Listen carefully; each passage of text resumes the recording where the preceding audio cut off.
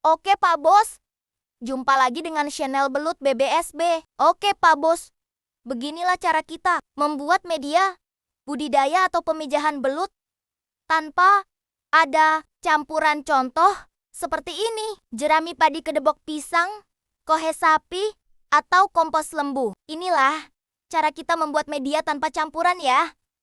Pak Bos, cukup lumpur direndam selama 6/7 hari. Ingat, lumpur harus benar-benar lumpur ya Pak Bos. Jangan ada pasirnya agar badan belut tidak luka dan bantut. Setelah direndam, masukkan eceng gondok yang kecil biar bisa membantu netralin media dan air. Untuk Pak Bos yang baru coba budidaya belut atau besarkan belut, jangan menggunakan media campuran ya, seperti jerami padi kedebok pisang dan kohe sapi. Karena kan media seperti ini harus fermentasi cukup lama, 1/2 bulan itu belum tentu media sudah jadi. Kalau belum jadi, akan mengakibatkan fatal. Contohnya bematian atau kena jamur. Lebih baik yang logika saja Pak Bos. Seperti di habitatnya saja itu lebih baik.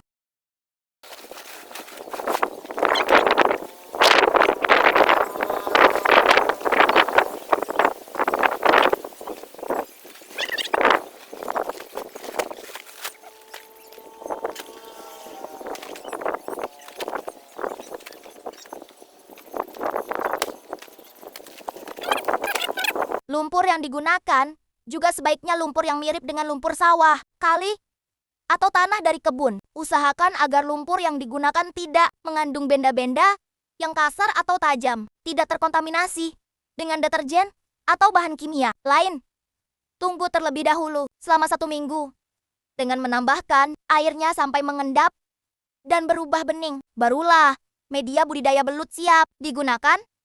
Kemudian pemilihan bibit indukan yang berkualitas menjadi komponen tak kalah penting untuk diperhatikan. Pastikan memilih bibit indukan belut yang kondisinya sehat dan tidak cacat atau lemah. Kemudian indukan harus dikarantina terlebih dahulu antara jantan dan betina. Adapun waktu karantina dapat dilakukan sekitar 24 jam. Saat proses karantina selesai, bibit indukan belut perlu disortir terlebih dahulu. Setelah itu penebaran calon indukan ke kolam indukan perlu dilakukan secara hati-hati. Bibit yang disebarkan ke kolam, ada baiknya jantan terlebih dahulu. Kemudian disusul dengan betina. Jumlah indukan yang diperlukan 1:3. Dengan jantan lebih sedikit dibandingkan betina. Indukan yang dalam kondisi sehat akan segera membentuk lubang-lubang sarang secara alami. Pada saat inilah belut akan mengalami proses pemijahan. Tahapan ini ditandai dengan munculnya gelembung-gelembung yang dihasilkan oleh belut jantan untuk menarik para betinanya. Lalu, telur-telur yang dihasilkan oleh belut betina akan menempel pada gelembung-gelembung pemijahan tersebut. Para belut jantan akan mengisap telur yang telah dibuahi bersama-sama dan menempatkannya pada lubang pemijahan.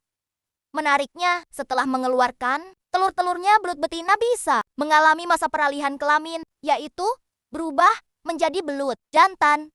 Biasanya telur-telur belut akan menetas dalam kurun waktu 10-15 hari. Sayangnya, dari keseluruhan telur yang ada hanya sekitar 50-70% saja yang berhasil menetas. Ini dikarenakan adanya berbagai faktor, baik itu dari media itu sendiri maupun adanya faktor lingkungan sekitar dan juga penyakit. Setelah menetas, anakan belut juga hanya akan bertahan dalam jumlah tertentu. Biasanya, anakan belut akan mencapai ukuran 5 cm hanya sebesar 50-70% dari total keseluruhan yang berhasil menetas. Sekitar 15 hari setelah menetas, anakan belut perlu untuk dipindahkan ke kolam pendederan. Pendederan dilakukan guna memastikan mereka mendapatkan lingkungan hidup yang sesuai dengan kebutuhan mereka. Selama masa pendederan, anakan belut akan menyantap plankton-plankton. Inilah yang membuat penyiapan media dengan baik diperlukan agar dapat mendorong nutrisi bagi anakan belut tersebut. Tak hanya plankton,